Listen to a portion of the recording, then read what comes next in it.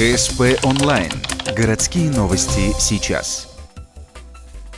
Четверг. Площадь рядом с городским дворцом культуры. 19 мая здесь открылась ярмарка. По аналогии с ярмаркой выходного дня здесь представлен широкий спектр товаров. Мясо, рыба, мед, одежда, саженцы и многое другое. Всего 48 участников, из них 12 местные из Республики Коми. Ярмарка располагается в нестационарных торговых точках, проще говоря, палатках. Что думают о таком виде торговли горожане? Очень хорошая ярмарка. Нужно единственное, что желательно, конечно, наверное, выходные. Многие люди работают. Я в них нахожу и плюсы, и минусы. Минусы огромные с точки зрения экологии, с точки зрения, что здесь все метет. Здесь нет охлаждающих аппаратов, просто затянута пленкой.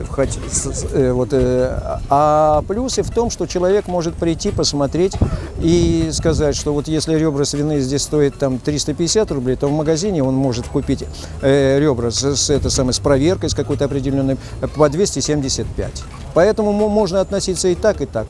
До апреля схожие ярмарки так называемого выходного дня организовывала городадминистрация. На лето этим занимается в частности ООО «Ярмарки Коми». Хотели обосноваться на Первомайской площади. Больше места, лучше подъезд. Но руководство города не согласно. 4 месяца идет переписка. Причины для отказа многогранны. Например, будущая парковка городадминистрации. У меня есть письма. Сначала руководствуется, что Первомайская площадь будет отдана под транспорт сотрудников. У меня есть такие письма.